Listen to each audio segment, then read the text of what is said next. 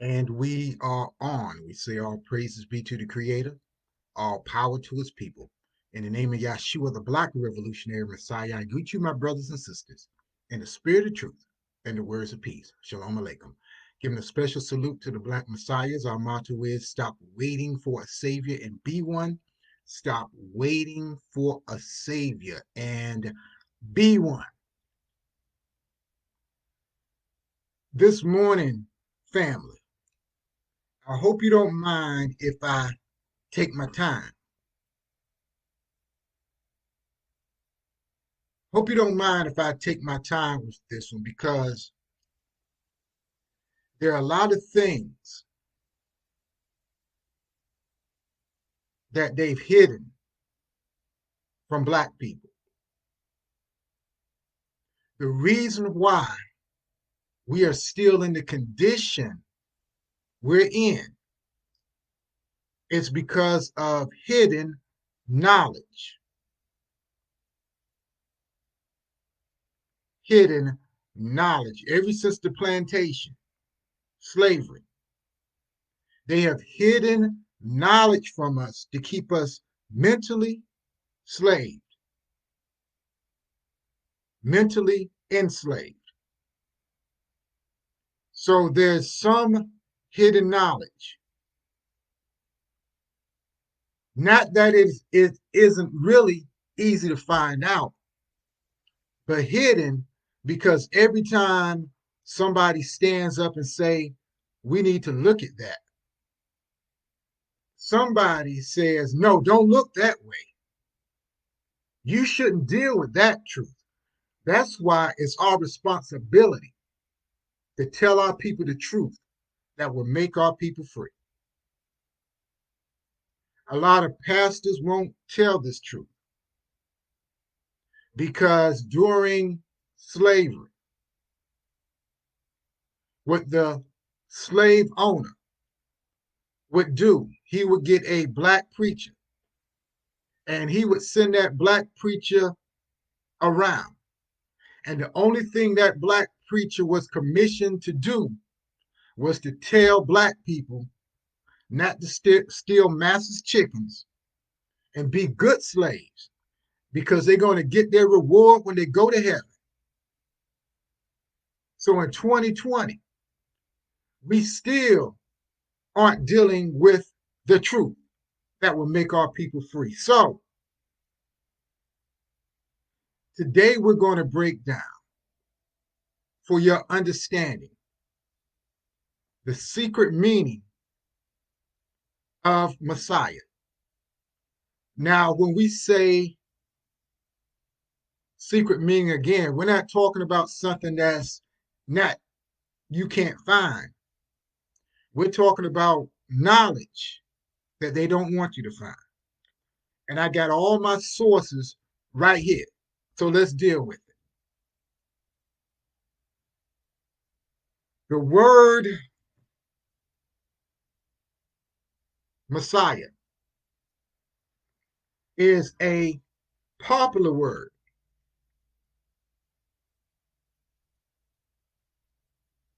in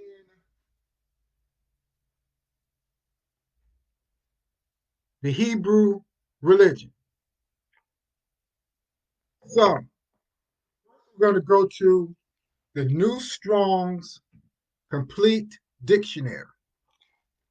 And it only gives us one definition of Messiah. It says Messiah, from anointed, usually a consecrated person as a king, priest, or saint, specifically the Messiah, anointed Messiah. So the definition, the only definition of Messiah the Strong Dictionary gives us is anointed, usually a consecrated person as a king, priest, or saint. Messiah, that is the Hebrew and the Aramaic word.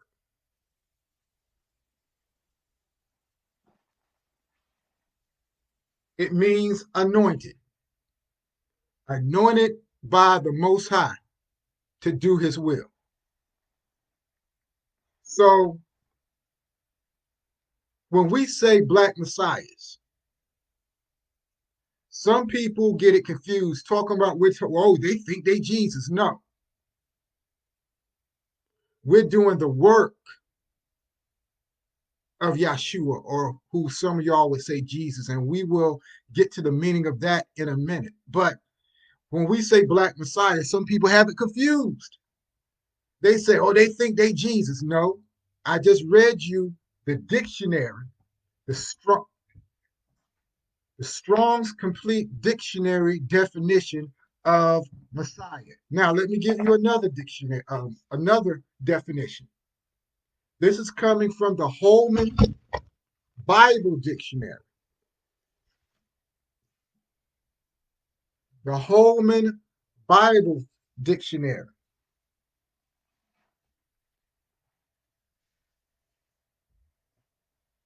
And according to the Holman Bible Dictionary,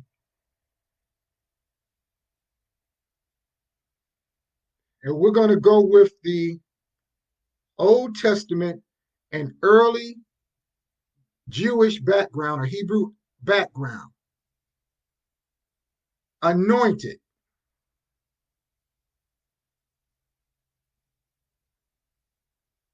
Anointed carries several senses in the Old Testament. All have to do with installing a person in an office in a way that the person will be regarded as accredited by Yah, Israel's God. Even a pagan king such as Cyrus was qualified as the Lord's anointed to execute a divinely appointed task. The usual application of the term anointed was to God's representatives within the covenant people. So, Messiah simply means anointed to do God's will. So, the scriptures teach us, the definitions teach us that Jesus or Yeshua, and we'll get to that in a minute,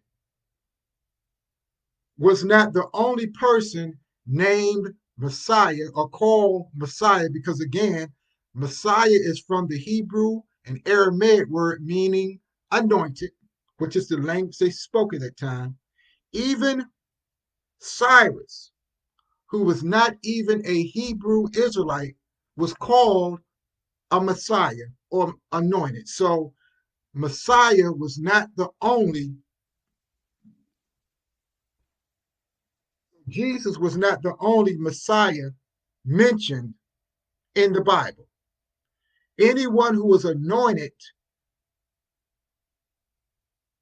to do God's will, by definition, was a Messiah. Now, some of y'all might be getting mad right now, but don't get mad. Pick up a dictionary, pick up a book, and prove me wrong. And prove me wrong. So that is the definition of Messiah and what it really means. Now, was it applied to Jesus or Yeshua? Yes. Yes. But the definition means that he was not the only one with that title. Anybody who was anointed to do God's will was a Messiah by definition. By definition. So if you are anointed to do God's will, you're a Messiah. The scriptures teach us that Yeshua or Jesus told his disciples, you will do these works, and greater works you shall do.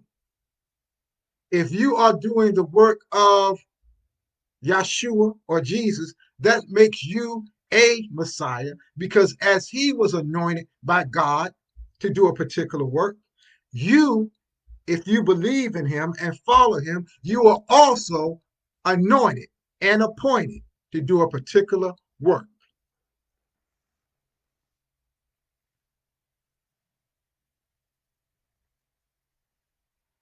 Let's deal with the name Jesus and why we say Yeshua.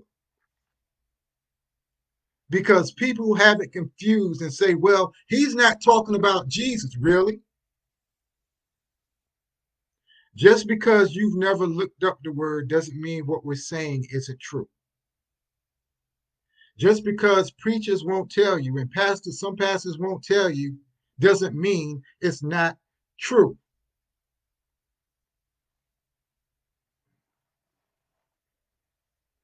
Let's go to the dictionary.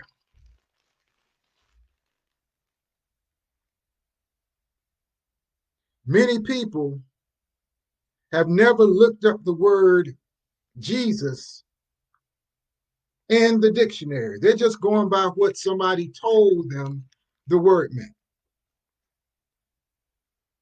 In the dictionary, it gives us an etymology.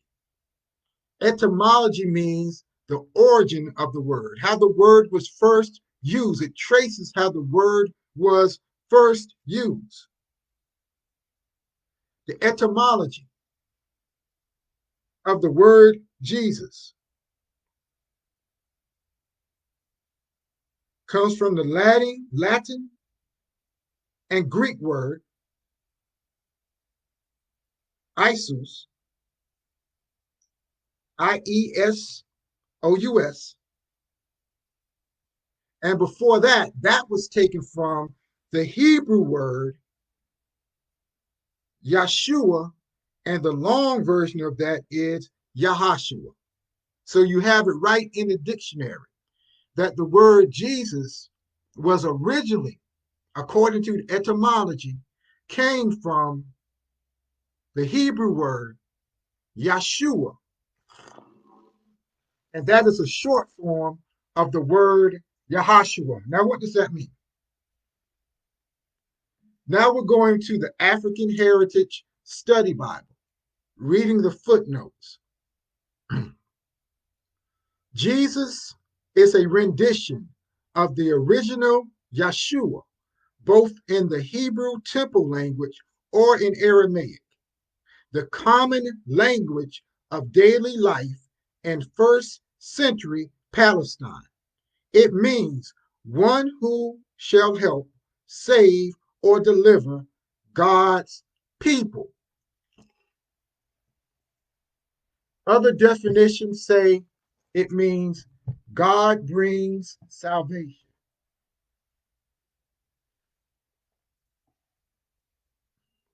God brings salvation. So, names in the Bible and even in other cultures. See, we just name our people, we name our children anything. We see a movie and we name our child off of somebody we saw in a movie. But historically, if you look back in the Bible and back in the African culture, because Christianity did come out of African culture, what they call Palestine or what they call Jerusalem or the promised land is really Northeast Africa, divided from mainland Africa by the Suez Canal. But they've kept that information hidden from us because if you thought you were a descendant of the people of the Bible, or the people of the Bible look like you, how could you be a slave? So they have kept that information and that knowledge hidden from us. But let me get back to the point. If you can ever get your hand on this book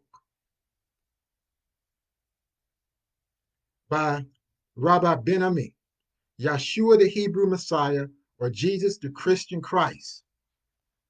It really goes into that because the letter J, if you look up the origin of the letter J, it did not exist 2,000 years ago. The letter J is a pretty recent letter that was added to the alphabet. Now, why is this important? Because the truth is the only thing that can make us free. Because what the slave owner did, he wouldn't let us read. He would kill you if you tried to read. Even the Bible, you weren't allowed to read. You weren't allowed to read anything, including the Bible. So they would give you their interpretation of what they, no, not their interpretation, what they wanted you to believe was in the Bible. So today, even in 2020, many of us don't read the Bible for ourselves.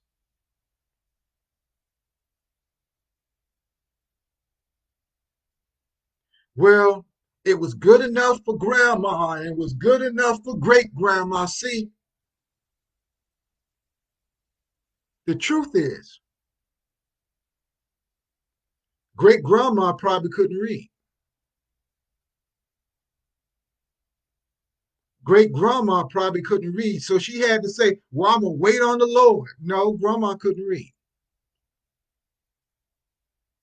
They used to say, well, I'm going to wait on the Lord for revelation. That was because they couldn't read. The reason why they had to wait on the pastor or the preacher to read the Bible, because in many areas, the only educated person who could read was the preacher. Going back to slavery. Going back to slavery. So instead of reading for themselves, they took the word of a pastor who many times was appointed